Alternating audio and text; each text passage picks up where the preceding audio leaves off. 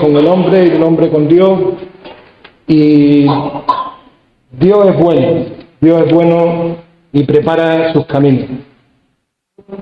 Una de las cosas que ha dicho Salvi cuando estaba presentando la reunión, y me ha dado un subidón tremendo cuando lo escuchaba, es que ha dicho que contra más largo sea el proceso, mayor será la bendición. Y en el proceso del deseo de Dios de relacionarse con el hombre, es un proceso que va a durar toda nuestra vida, o sea que es un proceso largo, porque Dios nos quiere llevar a la mayor de las bendiciones, que es estar por la eternidad en su presencia. No hay mayor bendición que pueda venir a nuestras vidas que el día que se acabe nuestra existencia física en la tierra, tengamos la seguridad de que el resto, por la eternidad, vamos a estar con Él en el cielo. Como digo, el deseo de Dios siempre ha sido relacionarse con el hombre desde el principio de la creación. Ha sido durante todo este tiempo pasado, lo es ahora, y ese deseo seguirá en el corazón de Dios hasta que Cristo venga a por su iglesia y todo este mare magnum en el que estamos viviendo termine y comencemos de nuevo a estar dentro de la relación de Dios. Os decía el otro día cuando os daba un bosqueo de esto, hay un símbolo que utilizan los judíos, que es la menorá. Lo que yo voy a compartir no tiene nada que ver con la menorá. Ponla completa, con todo el significado de este candelabro no es de lo que vamos a hablar. Pero sí hay una cosa coincidente, que son 7 pasos. 7 es un número, es el número de la perfección, es un número especial dentro de la numerología. 7 días fueron la creación. El número 7 tiene muchas connotaciones. Y vamos a estar viendo cómo va a ser el proceso de nuestra relación con Dios a lo largo de nuestra vida, desde el principio hasta el final. Y el primer paso, que pon la siguiente, Kelly, es que fuimos creados a imagen de Dios. El hombre fue creado a imagen de Dios conforme a su semejanza. Quiere decir que en el deseo de Dios fue crear a un ser pleno a semejanza de Él, y ahí comenzar esa relación, ¿no? Y lo vemos en el siguiente, a partir de la siguiente, en Génesis 1:26a, en la primera parte de Génesis 1:26, dice: entonces dijo Dios, hagamos al hombre a nuestra imagen, conforme a nuestra semejanza. Ese era el deseo de Dios, hacer un hombre que fuera conforme a que fuera su imagen, conforme a su semejanza. Y Dios no estaba hablando consigo mismo. Aquí se está mostrando ya por primera vez el Dios triunitario, Padre, Hijo y Espíritu Santo en una sola persona. Y en Génesis 2:7 vamos a hacer un poco de la simbología de lo que fue esta creación. En Génesis 2:7 dice: entonces Jehová Dios formó al hombre del polvo de la tierra y sopló en su nariz aliento de vida. Y fue el hombre un ser viviente. Él había hecho una figura de barro, y cuando sopló, cuando le dio su espíritu, ese espíritu no solamente fue el Espíritu Santo morando en esa figura que había hecho, sino que fue lo que le dio vida. Esto ocurrió en la creación hace ya no sé cuántos miles de años, pero sigue ocurriendo hoy día en el ser humano. Es necesario que nosotros pasemos por todo este proceso para que la relación que nosotros vayamos a tener con Dios sea algo que esté siempre completo, ¿no? Dice, sopló. Neuma, el espíritu. Lo que hizo Dios es insuflar el Espíritu Santo en el cuerpo del hombre. Es necesario que nosotros tengamos ese Espíritu Santo que nos da vida. En Juan 6:63, lo veremos luego en la segunda parte, en Juan 6:63 dice, el Espíritu es el que da vida. Aquí ya Jesús está hablando del Espíritu Santo, dice, el Espíritu es el que da vida. La carne para nada aprovecha. Las palabras que yo os he hablado son espíritu y son vida. Luego es el espíritu lo que le dio vida a ese primer ser que creó Dios a imagen y semejanza suya. En Génesis 2, del 15 al 17, siguiendo con lo que ya el hombre formado, dice, tomó pues Jehová Dios al hombre y lo puso en el huerto del Edén para que lo labrara y lo guardase. Y mandó Jehová Dios al hombre. Fijaros que está hablando de Adán. Eva no estaba. Está hablando de Adán. Está el huerto, había hecho ya el huerto, había hecho al hombre, todavía Eva no estaba. Y en ese momento fue cuando Dios le dice a Adán. Y tomó pues Jehová, Dios, dice, al hombre, no a la pareja, al hombre, y lo puso en el huerto de Edén, para que lo labrara y lo guardase. Y mandó Jehová Dios al hombre, diciendo, de todo árbol del huerto podrás comer, mas del árbol de la ciencia, del bien y del mal, no comerás, porque el día que de él comiere, ciertamente morirá. Esta orden de no comer de ese árbol fue dada por Dios, aunque me haga pesado, pero tiene que quedar claro que la orden fue dada al hombre. ¿Por qué estoy recalcando tanto esto?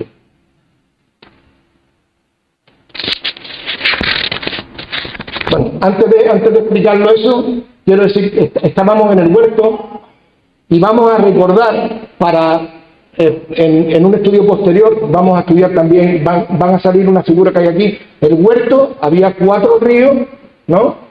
Y en el río había muchos árboles, pero había 2 árboles. Uno era el árbol de la vida y el árbol del conocimiento del bien y del mal, que era del que estaba prohibido comer. No de los dos, estaba prohibido comer del árbol del conocimiento del bien y del mal. Pero también estaba el árbol de la vida, en el principio. Con todo esto vamos a ver, a lo largo del proceso que vamos a ir recorriendo, vamos a ir viendo que Dios no es un Dios que improvise. Dios es un Dios que planifica. Y Dios es un Dios que lo tiene todo previsto. Y Dios es un Dios que lo tiene todo. Él siempre va por delante nuestra. Es un Dios facilitador. No es un Dios de oposición. No es un Dios de duda. No es un Dios de ponernos trabas, ni de hacernos trampas. Es un Dios que nos ama de tal manera que Él siempre va por delante nuestra, preparando nuestros caminos para que nuestro caminar a lo largo de la vida sea lo más correcto posible. En Génesis 2, 18, del 18 al 24, vemos que ya había creado al hombre y Él cuando lo creó dijo, vamos a crear al hombre a nuestra imagen conforme a nuestra semejanza, ¿no? Y crea a Adán y lo pone en el huerto y le da unas órdenes de que pongan nombre a los animales, de que nombre todas las cosas, que todo del hombre, o sea, de Dios con Adán, ¿vale? Pero cuando él mira a Adán, dice, esto no es mi imagen. Aquí falta algo. Esto no es mi imagen. Y dice, y dijo Jehová Dios, no es bueno que el hombre esté solo. Le haré ayuda idónea para él. O sea que después de mirar al hombre solo, se dio cuenta de que esa creación, no que se diera cuenta, es el proceso que vamos a llevar, ¿no? Esa creación no estaba todavía a imagen de Dios y conforme a su semejanza. Habíamos hablado de que estamos hablando de la Trinidad. Cuando estamos hablando de la semejanza, estamos hablando de la Trinidad, del Dios triunitario. Jehová Dios formó pues de la tierra toda bestia del campo y todas las aves del cielo y las trajo a Adán para que viese cómo las había de llamar. Y todo lo que Adán llamó a los animales vivientes, ese es su nombre. Y puso Adán nombre a toda bestia y ave de los cielos y a todo el ganado del campo. Mas para Adán no se halló ayuda idónea para él. Entonces Jehová Dios hizo caer sueño profundo sobre Adán. Y mientras éste dormía, tomó una de sus costillas y cerró la carne en su lugar. Y de la costilla que Jehová Dios toma del hombre, hizo una mujer y la trajo al hombre. Dijo entonces Adán: esto es ahora hueso de mis huesos y carne de mis carnes. Esta será llamada varona, porque del varón fue tomado. Y dice en el 24: por tanto, dejará el hombre a su padre y a su madre y se unirá a su mujer y serán una sola carne.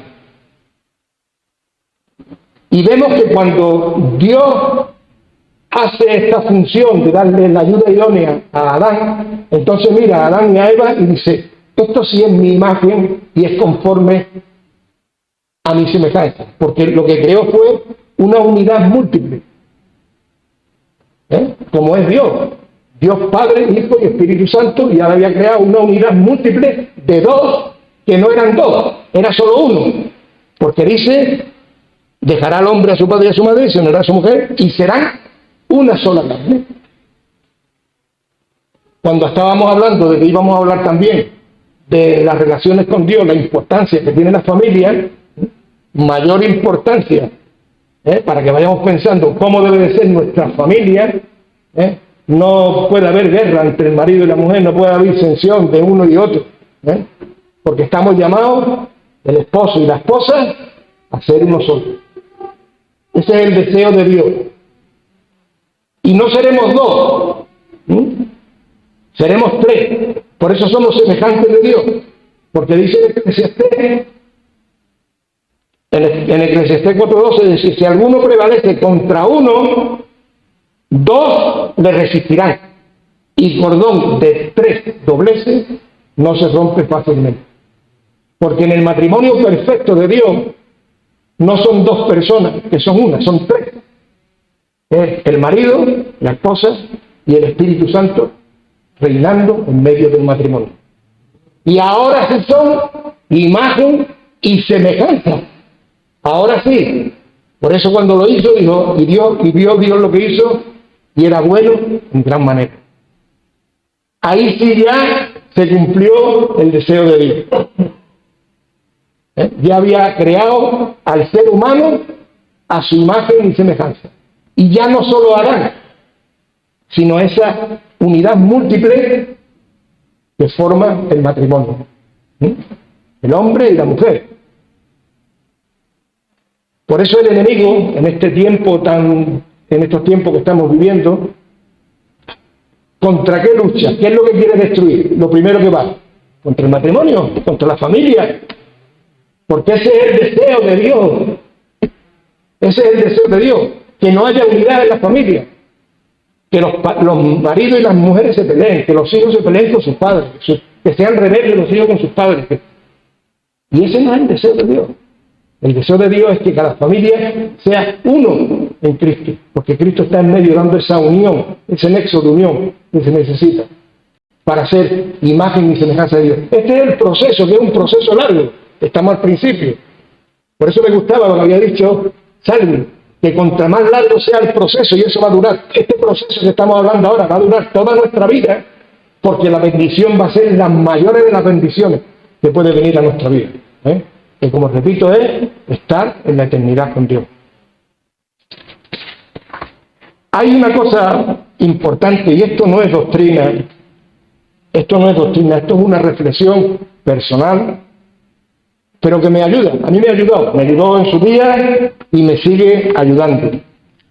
Y es que, como habéis visto antes, he recalcado varias veces que Dios le dijo al hombre, y habló con el hombre, y le dio la orden al hombre, y Eva sí conocía ese mandamiento, de que no podía comer del árbol, pero lo conoció de Adán. Fue Adán quien se lo transmitió. Y podemos pensar, bueno, Adán era un hombre de Dios, ¿no? Y lo que transmiten los hombres de Dios, pues, ¿no? Pero hay más, no te puedes conformar con lo que tú escuchas en la iglesia. No te puedes conformar con lo que tú escuchas de los hombres de Dios. Tú tienes que buscar una relación íntima con Dios, que Dios te revele sus mandamientos, sus ordenanzas y lo que tiene para tu vida. Tú tienes que oírlo a través del Espíritu Santo, que Dios hable correctamente a tu vida. Y hablamos, os recordáis el otro día, que esto no quiere decir que cada uno vamos a ir por libre, yo tengo el Espíritu Santo y nadie me tiene que enseñar nada, ¿no? Porque Dios utiliza a los hombres para hablar de su parte. Esa es la profecía en el Nuevo Testamento. De nuestra boca muchas veces salen palabras proféticas cuando están calcadas con la palabra de Dios. Porque la palabra profética más segura, dice Pedro en su segunda carta, es la palabra de Dios. Esa es la profecía que tenemos hoy día, la más segura, su palabra. Entonces vemos que, haciendo este paréntesis, que te digo que no es doctrina, es una reflexión mía, reflexionarlo vosotros también de la importancia. ¿Y por qué hago esto? Porque lo que quiero es que entendamos la necesidad que tenemos de tener esa relación íntima con Dios. Que es posible, porque Dios nos quiere llevar a eso, como individuos. Porque para formar una unidad múltiple, tenemos que tener nuestra relación propia, cada uno con Dios. Un día le pintaba yo se lo he hecho varios, pero a Yanni y a David, al principio cuando yo estaba empezando su noviazgo, le hice un triangulito, ¿te acuerdas, Yanni? De cómo tenían que buscar a Dios.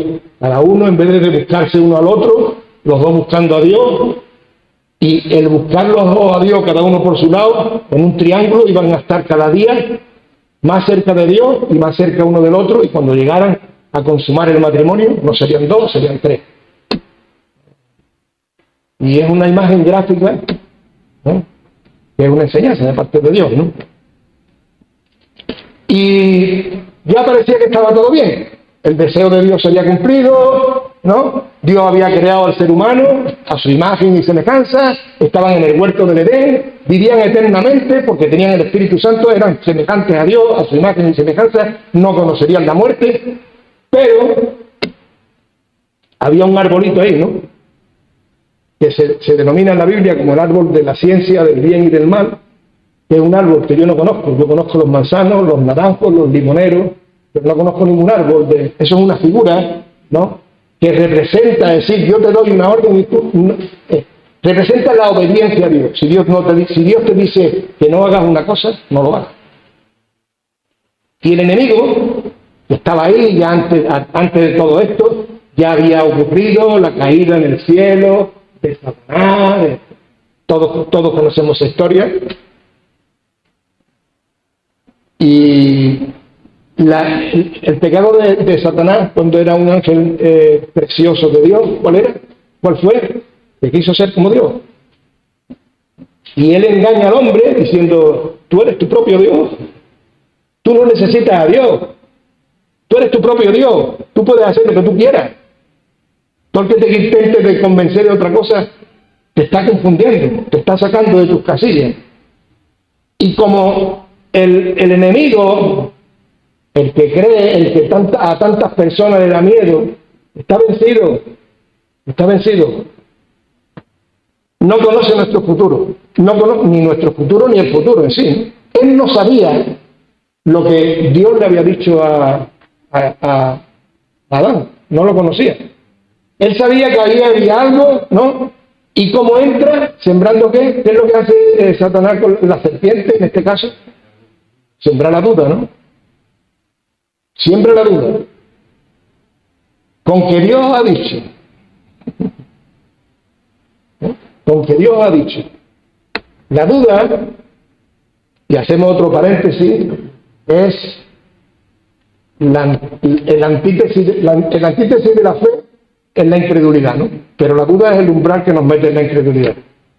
Un consejo: cuando vayas a hacer algo y tengas la mínima duda de que lo que estás haciendo no es correcto, no lo hagas. No lo hagas. Porque ese pensamiento no viene de parte de Dios. Porque Dios no es un Dios de duda. Dios es un Dios de sí, sí y amén. Si hay la mínima duda en tu corazón sobre cualquier decisión que tienes que tomar, sobre cualquier paso que tienes que dar, paz. Busca de Dios y que Dios te dé. Cuando Dios traiga paz, cuando Dios traiga conformidad, continúa adelante. Mientras, quédate quieto. ¿Y qué ocurrió?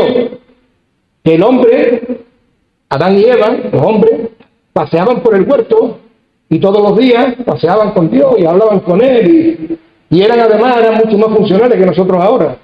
Porque igual que me imagino que hablarían con los animales, entre ellos, ¿no? Porque no había barreras. Y además hablaban con Dios, como podemos hablar entre nosotros. Entonces llega el enemigo a hacer su trabajo y le dice en Génesis 3:1, en la segunda parte, con que Dios ha dicho no comáis de todo árbol del huerto. Y eso no era lo que Dios le había dicho. Lo que pasa es que Dios no sabía Satanás qué es lo que le había dicho. Y para saberlo, le hizo una pregunta que hizo, dice, Eva le contesta, otro fallo. No entre en diálogo con tu mente cuando estés intentando de venir con pensamientos negativos. Los pensamientos negativos tampoco vienen en parte de Dios. Cuando haya en tu imaginación, en tu cabeza, odio, no entre a jugar con el odio no viene de parte de Dios. Cuando venga a tu mente falta de perdón, no entre a dialogar, que me dijo, que le dije yo, porque eso no viene de parte de Dios. Es el enemigo intentando colarse para romper la relación perfecta que Dios quiere tener con nosotros. Entonces, el enemigo entra y empieza a hablar con Eva y le dice esto, ¿no? Y en Génesis 3, en el versículo 2 y 3 dice, y la mujer respondió a la serpiente, del fruto de los árboles del huerto podemos comer, pero del fruto del árbol que está en medio del huerto, dijo Dios, no comeréis de él ni le tocaréis para que no muráis. Y es curioso porque aquí dice en el 6, dice, y vio la mujer, fijaros, estaban delante del árbol del conocimiento del bien y del mal, para que veamos, el pecado es apetitoso a nuestra carne. Por eso dice que la carne para nada aprovecha. La carne para nada aprovecha, la carne va en contra nuestra. Y el pecado es apetitoso, porque si el pecado no fuera apetitoso no pecaríamos. Y fíjate cómo era, dice, y vio la mujer que el árbol era bueno para comer, o sea que tendría una fruta apetecible, que era agradable a los ojos y árbol codiciable para alcanzar la sabiduría. ¿Qué sabiduría? ¿Qué más sabiduría querían tener? Fijaros lo que la duda estaba haciendo en el corazón de esta mujer. Tanto que come, le da de comer a Adán, y bueno, todos sabemos las consecuencias, ¿no? El problema fue que Eva entró en un diálogo que no era ajeno a lo que Dios había creado. Ellos tenían todo, ellos no tenían necesidad de oír voces que no fueran las voces de Dios, que las escuchaban a diario, porque paseaban con él todos los días por el huerto. Y te digo, en nuestra vida, porque tenemos que ir sacando enseñanzas prácticas para nuestra vida, el enemigo intenta atacarnos siempre con estas dudas, sembrando dudas, diciendo, yo no voy a cambiar la vida, ¿para qué voy a dar un paso de fe si yo voy a ser siempre igual? Yo lo he intentado muchas veces y no puedo. Estoy harto ya de intentar arreglar mi situación y no hay manera. Y entramos ahí en esa dinámica, que es una dinámica negativa. Y ahora entramos en otro paso más. Pon el siguiente, ¿qué? Bueno, Bueno, vamos a entrar en otro paso más, que vamos a ver a otra pareja. Pero esta pareja no es una pareja multifuncional. Estos son dos hermanos, Caín y Abel. Estos no son dos que son uno, eran dos, ya el pecado por medio, ya Dios había echado a Adán y Eva del huerto del Edén, había puesto querubines en el árbol de la vida, que todavía no habían llegado ahí, en el árbol de la vida había un cerco para que el hombre no se acercara, porque de esa fruta, pero ese árbol también tiene mucha significancia, luego vamos a llegar a ese árbol. para darnos cuenta del proceso perfecto de Dios. Esta pareja ya eran dos que no tenían nada que ver, no eran imagen, ya no eran imagen de Dios. Ya habíamos pasado a una relación. Quiero hacer un inciso, hasta la columna del medio vamos a ir viendo el Antiguo Testamento.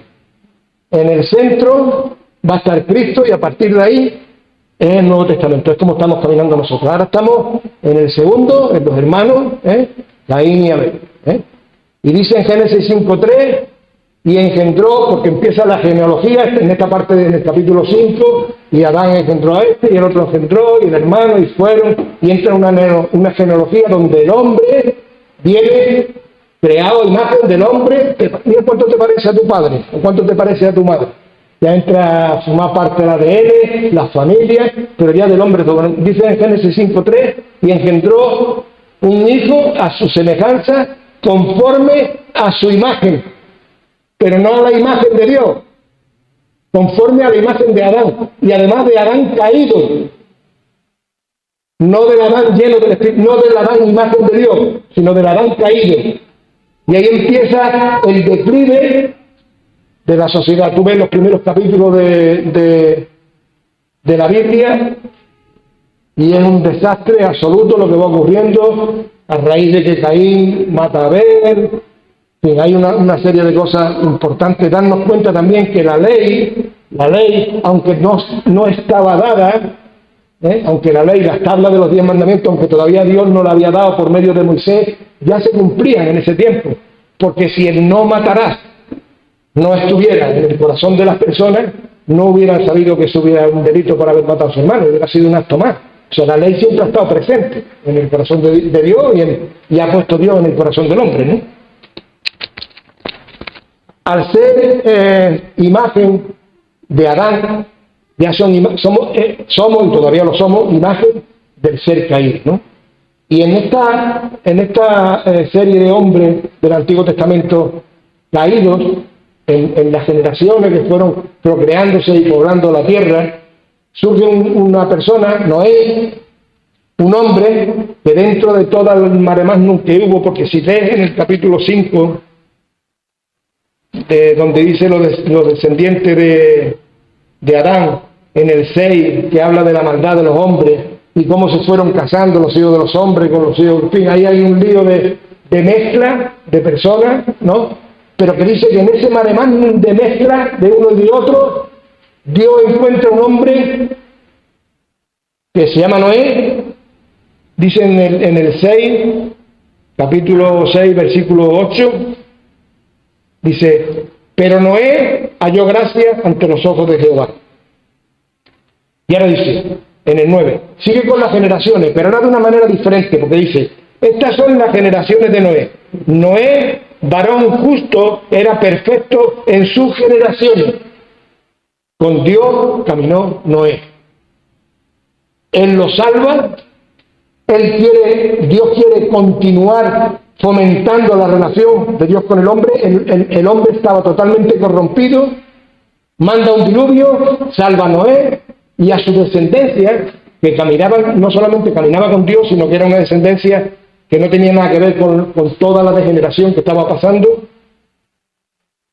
Después del diluvio, la torre de Babel, y ahí lío tras lío tras lío, pero en medio de ese desajuste que había en la creación, tenemos otra imagen de la relación de Dios con el hombre, y es el amigo. Después del hermano surge el amigo. Pon la otra, Félix, otra. Vemos que la primera, habíamos visto el hombre, imagen y semejanza de Dios, pareja, los hermanos, Caín y Abel, y ahora está el tercer brazo, que es amigo. Abraham tenía una comunión más íntima y más especial con Dios. También fue el resultado de un proceso de relación y de obediencia. El pecado había venido por la desobediencia, y lo que se muestra en la vida de Abraham desde el principio del llamado es la obediencia a Dios. Dios le dice: sal de tu tierra y de tu parentela. Abraham obedece, y en el caminar de Dios, a pesar de sus tropiezos, como lo que tenía entre ceja y ceja, Abraham era obedecer lo que Dios le decía. Lo entendiera o no lo entendiera, él trataba de obedecer lo que Dios le decía, a pesar de sus caídas. Por eso es un ánimo para nuestras vidas. Porque cuando Dios, el que comenzó la buena obra, la terminará. Y lo vemos en la vida de Abraham, que a pesar de todo, la respuesta de Dios ante la obediencia de Abraham fue la bendición. Y la respuesta de Dios ante tu obediencia y mi obediencia va a ser una mayor y mayor bendición.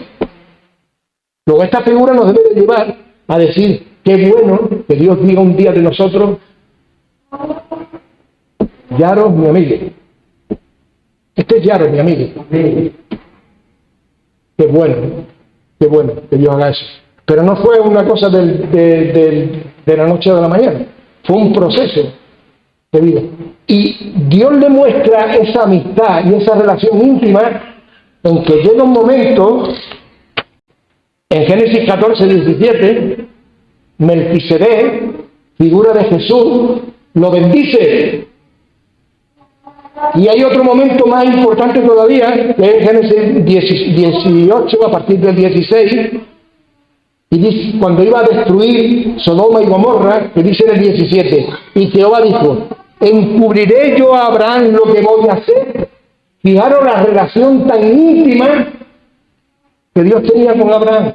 Fijaros la respuesta de Dios ante la obediencia del hombre.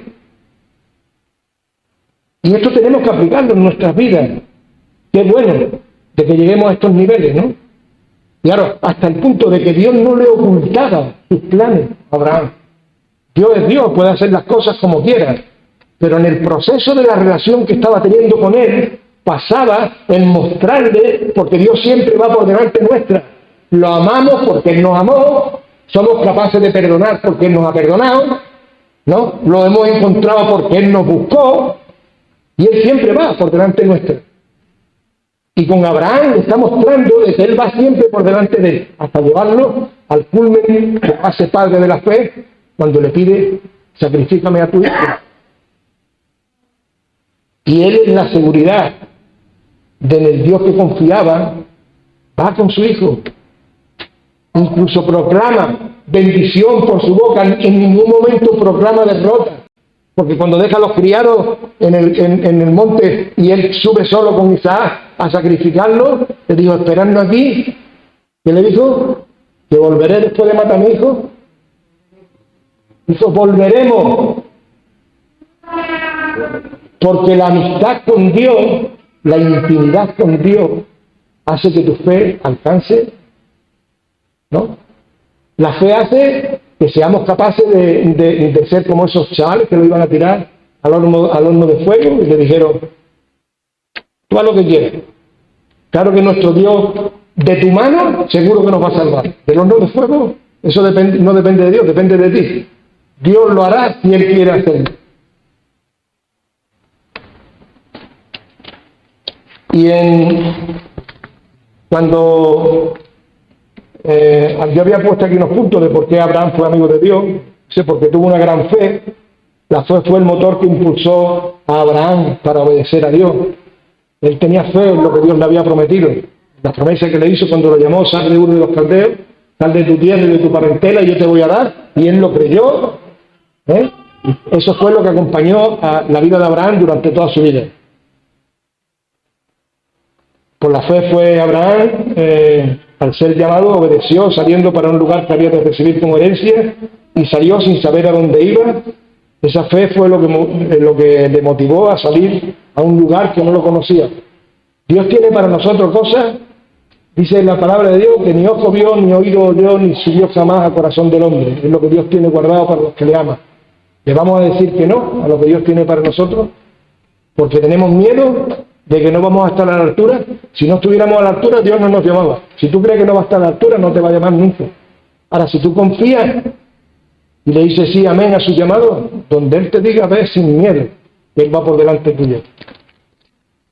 Y en esta figura, habéis visto que me he metido ahí entre el tercer y el cuarto siervo, porque Dios sigue relacionándose durante todo el Antiguo Testamento con el hombre, y ya vamos a terminar ahí. Dios sigue relacionándose en el Antiguo Testamento. El hombre, delante de Dios, eran siervos. Mira, en Isaías 41:8, vamos a ver lo que piensa de Abraham. Dice en Isaías 41:8. Pero tú, Israel, Jacob, Israel, Jacob, dice, pero tú, Israel, siervo mío eres tú, Jacob, a quien yo te escogí, descendencia de Abraham, mi amigo. Y dice en Isaías 44, un poquito más adelante, acuérdate de estas cosas, oh Jacob e Israel, porque mi siervo eres tú. Yo te formé, siervo mío eres tú, Israel, no me olvides. Dios se convierte en el Dios de Israel, una sociedad teocrática donde Dios era el rey. Todos sabemos luego en el Antiguo Testamento lo que va ocurriendo, luego cuando el pueblo le pide un rey, toda la historia, en fin. Y Samuel le dice, no te han despreciado a ti, me han despreciado a mí, en fin, todo este tipo de cosas, ¿no? Pero vemos que esa figura de siervo acompaña al caminar del hombre hasta la venida de Cristo. Cristo cuando viene como siervo. Lo veremos en la próxima clase. Pero desde Abraham hasta el final del Antiguo Testamento, la relación del hombre con Dios fue, tú eres Dios y yo soy tu siervo. Y qué bueno que esa condición de siervo, que era la condición de la relación que Dios había escogido, que quería tener con su pueblo, hubiera personas que lo escucharan de boca incluso de personas que no conocían a Dios. Por ejemplo, Daniel, cuando el rey le dice, Daniel, siervo del Dios Altísimo. Y a Sadrach, Mesach y Abednego también le dice, vosotros sois siervos de Dios y del Dios Altísimo. José, David, siervos de Dios, grandes siervos de Dios. Y en ese vamos a dar un pasito más para terminar con los siervos del Antiguo Testamento. Creo que, bueno, un poquito más. En esos siervos del Antiguo Testamento hay uno que también obedeció la voz de Dios. Un niño que nació israelita, que fue echado por su madre porque el rey de Egipto estaba matando a todos los primogénitos, y la madre, por salvarlo, lo metió en una canastita, lo tiró por un río, lo cogió la hija del faraón, pero lo crió su madre. Su madre fue quien amamantó a Moisés, porque se buscaron una nodriza que lo pudiera amamantar, porque la hija del faraón no estaba casada, y no tenía leche para amamantar niños, y fue la madre de Moisés, y le hablaría de su pueblo, pero fue educado como egipcio, y fue educado en las leyes, sabía cuál era su precedencia. Por eso cuando ocurrió el abuso que hubo contra uno de su pueblo, él se sublevó, mató al egipcio y tuvo que huir, y tuvo que estar 40 años en el desierto, donde no estuvo ahí perdido ni haciendo tonterías. Estuvo Dios preparando una relación íntima con él, porque luego lo iba a usar. Un proceso largo que trajo, ¿qué? Mayor bendición. Fijaros la importancia de la frase que dijo Salvi al principio de la reunión. Todo proceso, contra más largo sea el proceso, mayor bendición vendrá a nuestra vida. Y así ocurrió en la vida de Moisés, y Dios quiera que ocurra en la vida de cada uno de nosotros, que ese proceso de trabajar Dios con nosotros, de llevarnos cada vez más adelante en la calidad de relación que Él quiere tener con nosotros, seamos capaces de decir sí e ir dando pasos de fe, que vayamos ahora cuando entremos en el Nuevo Testamento, vamos a ir viendo cómo Dios va demandando de su pueblo y de su iglesia, como individuo y como esposa, la iglesia, la esposa de Cristo, cómo va a ir demandando pasos de fe. Por medio de este siervo de Moisés, él escucha el clamor del pueblo, esclavo en Egipto, por sus malas decisiones, por su alejarse de la voluntad de Dios, por querer ser sus propios dioses, aunque proclamaban con su boca del Dios de Israel, pero hacían lo que les daba la gana, y estaban acomodados a lo que el mundo les ofrecía, y en el fondo, como conocían a Dios, clamaban a Dios, y Dios lejos de decir, tú estás ahí porque lo has escogido, pues allá tú. Eso nunca lo ha hecho Dios. Conmigo no lo hizo, y contigo tampoco. Contigo tampoco. Tú puedes que no hayas querido, y ni tan siquiera hoy quieras buscar a ese Dios. Pero Dios te está buscando a ti. Dios te está buscando a ti.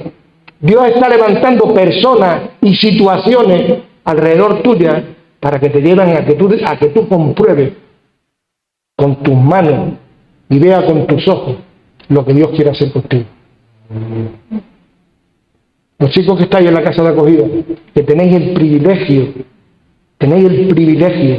de vivir en un ambiente cristiano 24 horas al día. Aprovecharlo hasta el último día, hasta el último segundo que estéis allí. Buscar a ese Dios que os llevó. Que vosotros decís, no, yo vine porque estaba desesperado, yo vine porque no sé qué, No, tú viniste porque Dios ya no sabe cómo hacer contigo para que quitarte los tapones de las orejas y que de una vez te rindas a Él.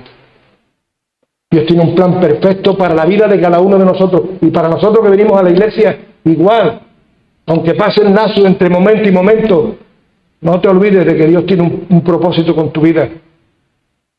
Con la vida de Miki, con lo pequeñito que es, tiene un propósito. Y en la rebeldía que tiene un propósito.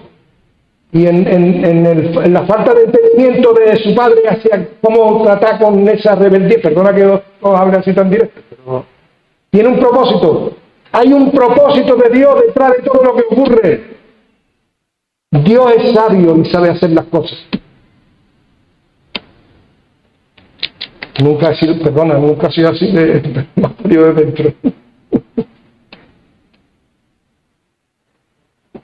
Después de estar como esclavo en Egipto durante 400 años, Dios levanta a su siervo Moisés para sacar a su pueblo de la esclavitud y conducirlo a la tierra prometida, porque siempre el deseo de Dios no fue otro que mantener una relación con el hombre.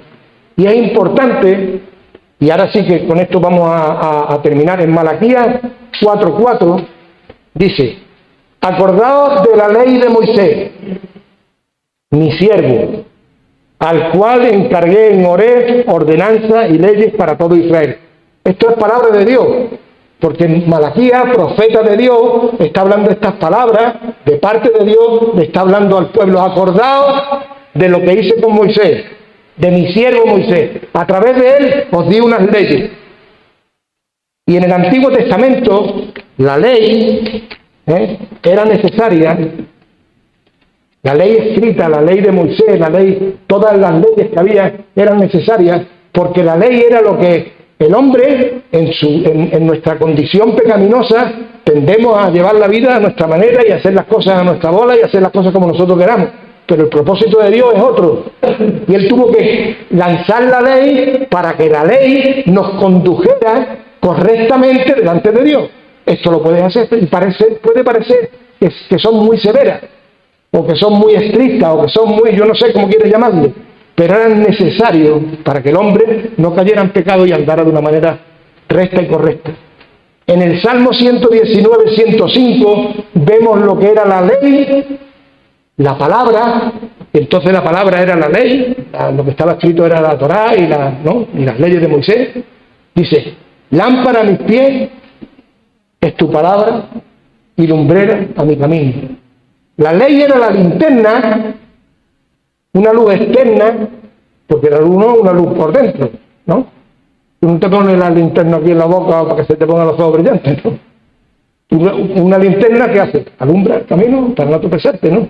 Y esa era la función de la ley, hacer esa luz que nos hiciera andar por un camino correcto delante de Dios y que hiciéramos las cosas correctas conforme al corazón de Dios, porque ese era su deseo, porque cumplir con su ordenanza era lo que iba a traer a nuestra vida bendición. En el Antiguo Testamento estoy refiriéndome, ¿no? Luego veremos cómo en el Nuevo. En Josué 1:7, cuando va Josué a conquistar la tierra prometida, tenían que ir a luchar contra los moradores, contra un montón de pueblos que estaban preparados para la guerra. Ellos eran un pueblo nómada que venían de hacer ladrillo en Egipto, de 40 años en el desierto, llevando las ovejas y todo lo que se habían traído y andando y dando vueltas por el desierto, pero no eran un pueblo guerrero. No traían armas, no traían nada. Ellos habían salido de Egipto y habían estado 40 años y ahora se presentan, ¿no?, delante en el Jordán. Tenían que pasar el Jordán y tenían que ir a conquistar la tierra prometida. Y Dios habla con Josué, el caudillo que levanta. Ya Moisés no estaba, levanta un caudillo en Josué y le dijo: esfuérzate y sé muy valiente. Si lo entendemos con la carne, está diciendo: prepárate, que te quedan ahí telas de pueblo, que a ver cómo lo haces. Te tendrás que hacer onda, tendrás que coger palos, tendrás que quitarle las armas al primer pueblo, y no sé, pero Dios no le estaba hablando de eso. Dice: solamente esfuérzate y sé muy valiente para cuidar de hacer conforme a toda la ley que mi siervo Moisés te mandó. Cumple las ordenanzas de Dios. Que lo que Dios manda sea lo que lleve adelante tu vida. Estamos hablando, te repito, en el Antiguo Testamento, ¿vale? Como era en el Antiguo Testamento. No te apartes de ella, ni a diestra ni a siniestra. Por eso era bueno que la lámpara, que la linterna de la lámpara a nuestros pies, fuera la palabra, la ley, lo que estaba escrito. No te apartes de ella, ni a diestra ni a siniestra, para que seas prosperado en todas las cosas que emprendas. Nunca se apartará de tu boca este libro de la ley, sino que de día y de noche meditarás en él, para que guarde, y ¿qué dice más? Y hagas, porque no es solamente guardarlo, no es decir: yo lo conozco, yo sé lo que tengo que hacer. No, no es saber lo que tienes que hacer, es hacer lo que tú sabes que tienes que hacer. Por eso no solamente se peca haciendo cosas mal, sino no haciendo lo que debes, también estás pecando. Para que guardes y hagas conforme a todo lo que en él está escrito. Porque entonces, si tú lo haces, si la ley es la lámpara que cuida que ilumina tu camino y que te hace andar por el sitio correcto, entonces harás prosperar tu camino y todo te saldrá bien. Todo. Dios no miente, Todo. Tu estudio, tu trabajo, tu relación, tu economía, tu vida, tu salud, todo. Es que estoy enfermo, un propósito habrá. Es que no tengo trabajo, un propósito habrá. Es que tengo tentaciones. ¿Sabes lo que hacía Pablo con ese aguijón que tenía? Que cada uno tenemos nuestro. Dios le dijo: no, bástate mi gracia, no te lo voy a quitar. Dios no es un Dios quitador de problemas, no, porque hay problemas donde nosotros nos hemos metido y hay otras cosas que nos van a acompañar durante toda nuestra vida, que van a ser nuestras debilidades. Pero cuando nosotros entendamos que esas debilidades Dios las permite en nuestra vida, no para que pequemos, sino para que cuando seamos débiles, antes de pecar, vayamos y nos arrodillemos delante de Dios y le digamos: Señor, ayúdame, yo no puedo, tú sabes que soy muy débil. Y cuando tú hagas lo imposible, o mejor, cuando tú hagas lo posible, Dios hará lo imposible. ¿Vale? Entonces, en este entendimiento de lo que era la ley, de cómo caminaban los siervos, así transcurrió todo el Antiguo Testamento hasta la venida de Jesús. El siguiente día vamos a ver a Jesús en el centro, donde debe de estar Jesús, cristocéntrico, Jesús en el centro, y vamos a ver que vino como siervo. ¿Y por qué vino como siervo? Porque Siervo era la condición que tenía el hombre cuando Jesús vino, y él vino como uno más. Él no vino con prioridades, él no vino con prebenda, no vino, yo vengo enchufado, yo vengo de parte de mi padre y vengo aquí a... No, él vino con la condición que el hombre tenía en ese momento, llegó Jesús como siervo. ¿Vale? Y ahí vamos a ver luego en la siguiente vez la relación en el Nuevo Testamento y vamos a seguir caminando.